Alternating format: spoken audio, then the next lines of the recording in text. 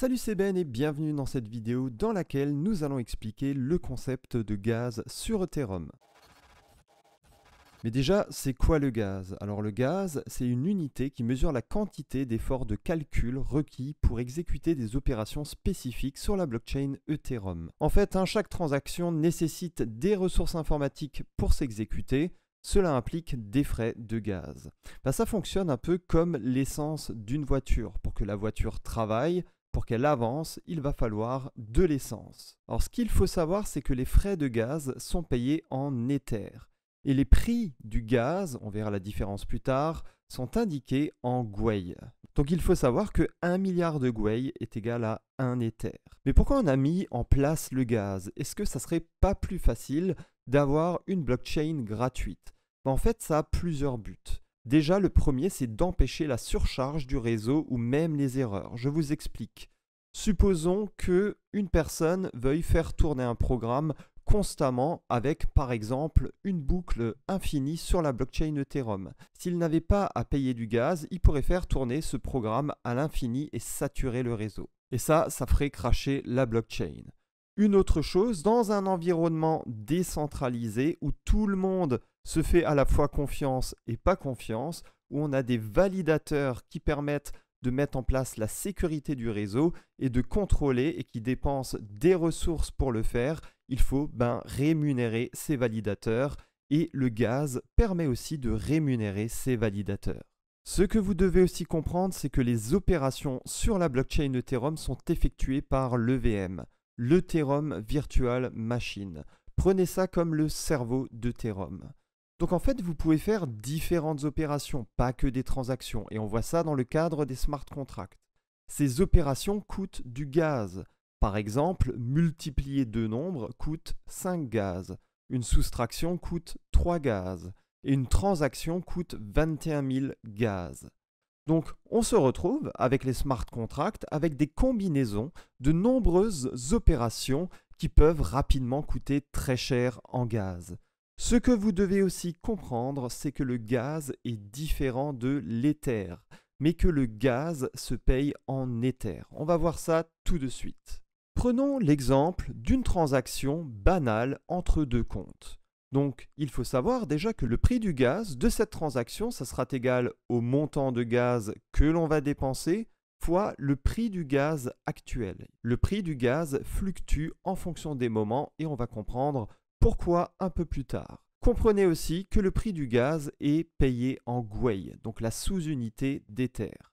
Une transaction de base sur la blockchain Ethereum, ça coûte 21 000 gaz. C'est comme ça a été décidé à l'avance. Le prix du gaz, actuellement, on peut le savoir, regardez. Ici, on peut aller sur Etherscan pour voir le prix du gaz par exemple. Et on voit qu'on a trois valeurs différentes. Mais pourquoi? Déjà là, on va se remémorer que le prix du gaz est de 16 Gwei. Je vais vous expliquer pourquoi il y a trois prix différents dans un instant. En fait, pour qu'une transaction soit plus rapidement traitée par les validateurs du réseau, vous pouvez dépenser plus de gaz.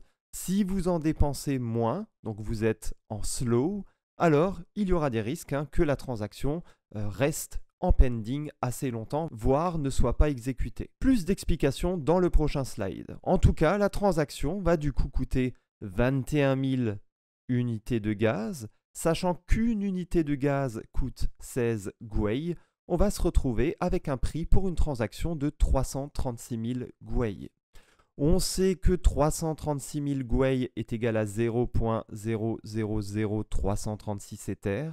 Donc, le prix en euros de cette transaction, avec un Ether qui coûte à l'heure actuelle 1146 € par Ether, ça sera 0.000336 fois 1146 est égal à 0.38 centimes d'euros. On pourrait aussi mieux comprendre le gaz avec la métaphore de la voiture. Une voiture permet d'aller d'un point A à un point B.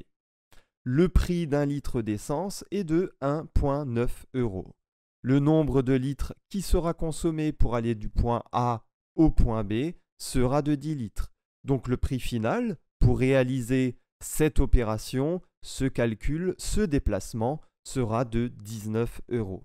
Faire une transaction ou un calcul sur la blockchain Ethereum, c'est exactement la même chose.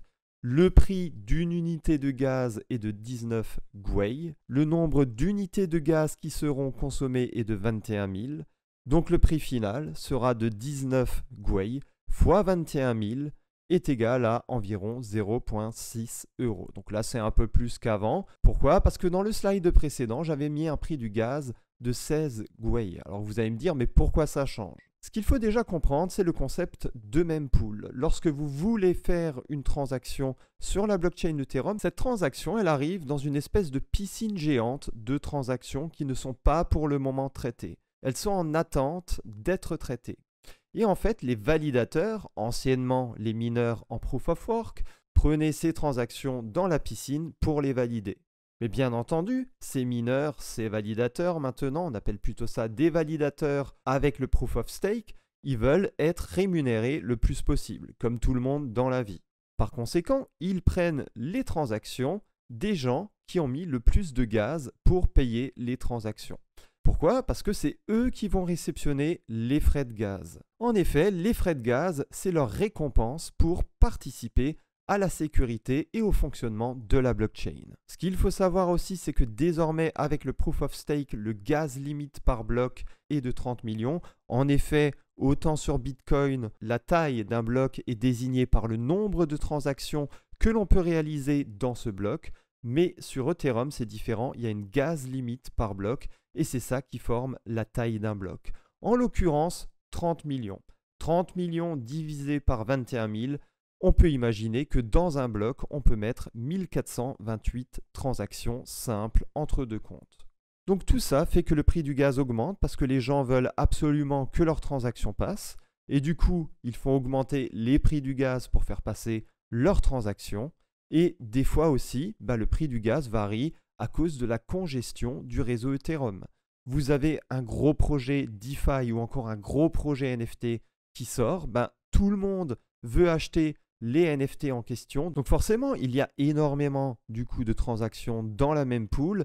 Les prix du gaz augmentent parce que tout le monde veut absolument son NFT et dépense de plus en plus de gaz. Donc sachez aussi qu'avec MetaMask, vous pouvez décider du prix du gaz pour la transaction et par conséquent, le prix du gaz augmente quand il y a des gros projets qui sortent. Voilà, j'espère que j'ai été clair. N'hésitez pas à liker la vidéo, à commenter, à me suivre sur les réseaux et on se retrouve très bientôt dans la prochaine vidéo. Ciao, ciao.